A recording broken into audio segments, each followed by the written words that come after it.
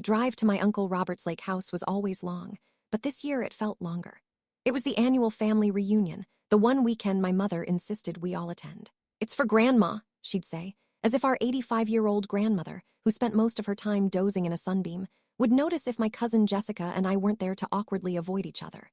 But I went. I packed my weekend bag, kissed my apartment goodbye, and got in the car with my parents. My brother, Mark, was already there when we pulled up the gravel driveway. He was helping Uncle Robert carry coolers from the garage to the big deck overlooking the water. The house was a sprawling, rustic lodge-style building, all wood beams and big windows. It was beautiful, but it always felt like a stage to me, a place where our family performed being a happy, close unit for 3 days. The air smelled of pine and charcoal from the already started grill.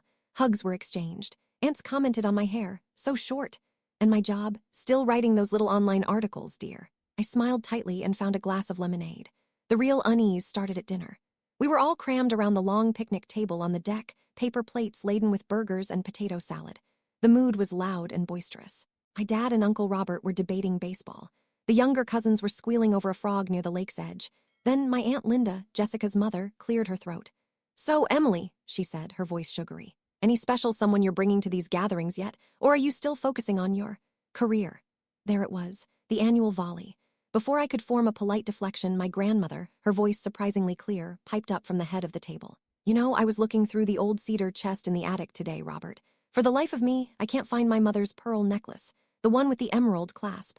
I wanted Jessica to wear it at her wedding next spring." She looked at Jessica, who beamed. "It was supposed to go to my first granddaughter to get married," Grandma added, her eyes flicking briefly to me, the older granddaughter, still stubbornly single at 30. A quiet fell over our end of the table. My mother stiffened beside me. The necklace was legendary, a family heirloom. I'd never seen it, but I knew the story. I felt a flush creep up my neck. This was the subtle undercurrent of every gathering. Jessica, the golden child, engaged to a dentist, versus me, the independent writer with no real milestones to offer. "I'm sure it's just misplaced, Mom," Uncle Robert said quickly, trying to dispel the tension. "That attic is a maze. We'll look after dinner." But the damage was done. The spotlight of family expectation and faint disappointment was firmly on me. As dusk settled and the fairy lights on the deck twinkled on, the gathering no longer felt simply awkward. It felt charged, like the air before a storm. I helped clear the table, my smile feeling plastered on. I watched Jessica laugh with her fiancé, her engagement ring catching the light. I felt a childish, bitter resentment rise in my throat. I just wanted the weekend to be over. I had no idea the attic and a missing necklace were the least of our worries. The real nightmare hadn't even begun. After dinner, the party split into its usual factions. The dads and uncles stayed on the deck with cigars and more beer. The moms and aunts gathered in the sunroom with glasses of wine, their conversation a low hum. The younger cousins ran around catching fireflies by the water's edge. I volunteered to help with the dishes just to have something to do with my hands. My cousin Jessica was there too, meticulously drying a wine glass. "Don't let Grandma get to you," she said quietly, not looking at me. "She's just old-fashioned." "It's fine," I said, my voice clipped. I scrubbed at a plate harder than necessary. It wasn't fine. The pearl necklace comment felt like a public grading of our life choices, and I'd gotten an F. "Mom really wants to find that necklace before we leave Sunday," Jessica continued, as if discussing the weather. "For the photos with the wedding planner." I just nodded, swallowing the sarcastic comment that wanted to come out. Of course, the photos. The kitchen door swung open and my brother Mark walked in, his expression uncharacteristically serious. "Hey, have either of you been up in the attic today? Besides Grandma, I mean." We both shook our heads. "Why?" I asked. "Something's weird up there," he said, lowering his voice. "The cedar chest is open and it looks like someone was digging through it. Old photos are scattered around, but that's not the weirdest part." He leaned in. "The little window up there, the one that's always painted shut, it's open. Just a crack, but it's definitely open." A chill that had nothing to do with the night air went through me. "Maybe Uncle Robert opened it for air when they were looking earlier." "Maybe," Mark said, but he didn't look convinced. "I'm gonna go tell him." He left. Jessica and I finished the dishes in silence, the easy tension between us now replaced by a new, creeping unease. An open window in a sealed attic was strange. Someone rummaging through an heirloom chest was stranger. An hour later, we were all in the living room. Uncle Robert had dismissed Mark's concerns. "Probably just your grandmother making a mess looking for that darn necklace. And that window hasn't been shut right in years. It probably just rattled loose." He laughed, but it sounded forced. "This old house makes all kinds of noises," but the mood had shifted. The cozy family feeling was gone. When the power went out, plunging the entire house into utter, profound blackness, it wasn't just an inconvenience. It was a confirmation. Someone screamed, one of the aunts. A child started crying. "Everyone just stay calm," my dad's voice boomed in the dark. It's probably just a tripped breaker or a tree on the line. Robert, where's the fuse box? Basement, Uncle Robert said. I'll go. I'll come with you, my dad said. I heard them fumble for the door to the basement stairs, their phone flashlights casting bouncing, frantic beams. The rest of us huddled in the dark living room, listening to the wind suddenly pick up outside, howling around the corners of the house. The lake, usually a soothing presence, now sounded like a hungry beast lapping at the shore. Then we heard it, a sound that froze the blood in my veins, not from outside, from inside the house.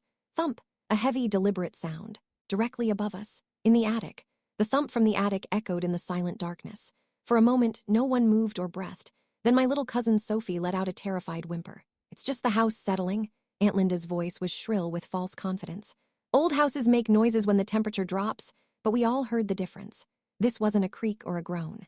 It was the sound of something, or someone, putting weight on the floorboards directly above our heads. My mother pulled Sophie closer. Robert! David! She called out toward the basement door, her voice trembling. There was no answer from below. They were probably at the far end of the basement, couldn't hear us over the wind and their own concentration. Another sound, a soft, scraping drag, like a box being pushed across the dusty attic floor. There's someone up there, Mark whispered beside me, his hand finding my arm in the dark and gripping it tight. He was right. This wasn't imagination. Uncle Robert's massive old flashlight was on the mantelpiece. I stumbled toward it, my hands sweeping across the wood until they closed around its cold, heavy metal body. I clicked it on. The powerful beam cut through the blackness, a tangible column of light that made everyone blink. What are you doing, Emily? My grandmother asked, her voice thin. Someone's in the attic, I said, the words sounding unreal as I said them. Mark and I are going to check the basement, make sure Dad and Uncle Robert are okay, then we're all getting out of this room. It's right under the attic stairs. No one argued. The flashlight beam led the way as Mark and I moved toward the basement door. I pulled it open. A wave of damp, cold air rushed up. Dad, Uncle Robert, I called down, shining the light into the void. The wooden steps descended into deeper blackness. No answer. My heart hammered against my ribs. Mark took the flashlight from me. Stay here, he ordered, and started down before I could protest. I stood frozen at the top, listening to his footsteps recede. The sounds from the attic had stopped. The silence was worse. Suddenly, Mark's voice shouted from below, sharp with panic. Emily, call 911 now. What is it? I screamed back.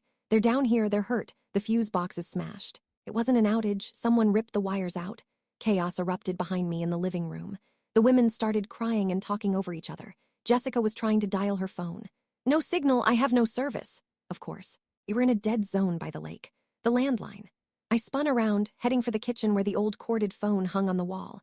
I ran, the flashlight beam jolting wildly. I skidded into the kitchen, grabbed the receiver, and put it to my ear. Dead silence. No dial tone. I pressed the plunger again and again. Nothing. The line had been cut. We were completely isolated. No power, no phones, no way to call for help. And at least 2 members of our family were injured in the basement. My mind raced, terror threatening to short-circuit my thoughts. This wasn't an accident. The open attic window, the ransacked chest, the cut power, the severed phone line. Someone had planned this. Someone was in the house with us.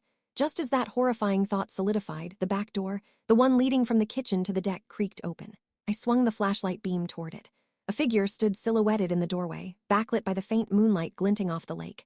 It was a man, tall and broad-shouldered, dressed in dark clothes. He wasn't one of us. In his hands, he held my grandmother's ornate cedar chest, the one from the attic. It was small enough to carry. We stared at each other for a split second across the dark kitchen. I saw his eyes widen in the sudden light. Then he moved. Not toward me, but sideways, throwing the chest through the kitchen window with a tremendous crash of shattering glass. In the same motion, he turned and fled back out into the night. Stop! I yelled, bolting after him without thinking.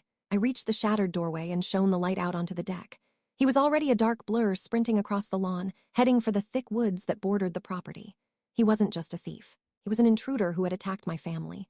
And he was getting away. A surge of raw, furious adrenaline overtook the fear. I didn't think. I just ran, jumping off the deck and into the dark yard, chasing the beam of my flashlight as it bounced over the grass, chasing the shadow that was disappearing into the trees. The cold night air hit my face like a slap as I crashed into the woods after him. Branches tore at my clothes and hair. The beam of the heavy flashlight was my only guide, jerking wildly over tree roots and ferns. I could hear him ahead, crashing through the undergrowth, but he was faster, unencumbered by a light or by fear for the people left behind in the house. Emily, Emily, come back, Mark's voice screamed from far behind me, filled with pure terror. But I couldn't stop. The image of my father and uncle lying hurt in the basement, the shattered kitchen window, the violation of our family gathering, it all fueled a rage I didn't know I possessed. This man had turned a tense weekend into a nightmare, and he was getting away with it. My foot caught on a root and I went down hard, the flashlight flying from my hand. It landed lens down, plunging me into near-total darkness. The sudden blackness was a physical shock. I lay there, panting, the sounds of the forest rushing in the wind, the distant lap of the lake, the frantic beat of my own heart. The crashing sounds ahead of me had stopped. He had either gotten far away or he had stopped running. A worse thought crept in, or he stopped because he knows I'm here, alone in the dark. Scrambling on my hands and knees, I felt blindly for the flashlight. My fingers brushed its cool metal. I grabbed it, flipped it over, and smacked it against my palm. The beam flickered weakly back to life, now dim and hazy. It was enough. I stood up slowly, listening. Nothing but the woods. He was gone. Deflation washed over me, mixing with the returning tide of fear. I was alone in the woods at night, with an armed intruder possibly still nearby, and my family was back at the house, injured and helpless. I had to get back. That was the only clear thought. I turned, using the faint beam to try and retrace my path. Every shadow looked like a lurking figure. Every rustle of leaves sounded like a footstep. It felt like miles, but it was probably only a few minutes before I saw the lights. Lights. The house was no longer dark. Through the trees, I saw the warm, golden glow of the generator-powered outdoor lights flickering on. Mark must have gotten it working. The sight was so beautiful it brought tears to my eyes. I broke into a stumbling run toward it. I emerged from the tree line near the boathouse. The kitchen window was a jagged, dark hole. As I ran across the lawn, Mark burst out the back door, his face white with relief and anger. "Are you insane?" he yelled, grabbing me by the shoulders. "He could have killed you." "Dad, Uncle Robert," I gasped, out of breath. "They're conscious. Banged up. Someone hit them from behind. Paramedics are on the way. The generator got the landline backup working." He was pulling me inside as he talked. The kitchen was a mess of glass. In the living room, my mother was pressing a towel to a cut on my father's forehead. Uncle Robert sat on the couch, holding an ice pack to the back of his head, looking dazed but alert. The aunts were crying quietly. The younger cousins were huddled together, wide-eyed and silent. Jessica looked up from where she was wrapping a blanket around Grandma. Her eyes met mine, and for the first time in our lives, there was no competition, no judgment. A shared, shell-shocked fear. "The police are coming," she said. It was another 45 minutes of tense waiting before the flashing red and blue lights finally cut through the night, painting the trees in urgent color. 2 sheriff's deputies, a man and a woman, came in, took statements, their faces growing graver as they listened. They examined the basement, the smashed fuse box, the cut phone line, the attic. They took the cedar chest, which had been found busted open and empty near the tree line where I'd fallen. The female deputy, Deputy Miller, sat with me on the deck steps once the paramedics had taken my dad and uncle to the hospital for checks. The initial frenzy was over. The night was quiet again, but the peace was gone. "You said he threw the chest through the window before he ran," she said, her notebook out. "Yes, it was like he was getting rid of it. Like he didn't find what he wanted inside." She nodded slowly. "We found it empty, no pearl necklace, but we also found this caught on the splintered wood of the chest." She held up a small evidence bag. Inside was not a pearl, but a faded, black and white photograph, trimmed in a decorative edge. It showed a much younger version of my grandmother, standing with a handsome, smiling man who was not my grandfather. They were by this very lake, and she was wearing the pearl necklace with the emerald clasp. On the back, in faded ink, were the words, "Forever, my Aliner." "Jay, this wasn't just a random burglary," Deputy Miller said quietly, watching my face. "Someone was looking for something specific in that chest, something they didn't find, and they knew it was here. This was personal." She looked from the photograph in the bag to our family, now shattered and frightened inside the lit-up house. "The question is, who was looking for it, and why come after it now after all these years?" The family gathering was officially a nightmare, but it wasn't over. The intruder was still out there, and he hadn't gotten what he came for. A hospital cleared my dad and Uncle Robert with concussions and a warning to rest. We didn't go back to the lake house. The police secured it as a crime scene. Instead, our fractured family crowded into my parents' home in the city, a place too small for all of us, filled with a silence thicker than the one in the woods. The normal tensions were gone, burned away by shared trauma. Jessica made tea. Mark fielded calls from extended family. We moved around each other like ghosts, jumping at every creak of the house. 2 days later, Deputy Miller came to my parents' door. Her expression was somber. "We identified the man from the photo," she said, accepting a cup of coffee in the living room where we all gathered. "His name was Joseph Joe Miller. He was a carpenter who worked at the lake resort in the 1950s, around the time your grandmother, Aliner, was a summer resident there before she married." Grandma, sitting in her armchair, went very still. Her hands, usually restless in her lap, froze. "He disappeared in 1958, Deputy Miller continued gently. "Declared dead after 7 years, no body was ever found. Until yesterday." She paused, letting the weight of it settle. A construction crew digging a new septic line at the old, abandoned resort property found human remains. Dental records confirmed it's Joe Miller. He'd been shot. A collective gasp went through the room. My grandmother closed her eyes, a single tear tracing a path down her wrinkled cheek. "The necklace, ma'am," Deputy Miller said, her voice soft but direct. "We believe Joe Miller gave it to you. And we believe the person who broke into your son's house was looking for it, not for its value, but because it's evidence. Evidence that might connect someone to a murder that's over 60 years old." The room was utterly silent. All the petty grievances, the comparisons between me and Jessica, the worries about careers and weddings, they evaporated into the air, meaningless dust next to this decades-old secret. Grandma opened her eyes. They were clear, filled with a lifetime of pain. "I loved him," she whispered, the words a confession in the quiet room. "My parents forbade it. He was from the wrong side of the tracks. They arranged my marriage to your grandfather quickly, that fall. Joe, he was furious, heartbroken. The last time I saw him, he threatened to tell everyone we'd been together to ruin the wedding.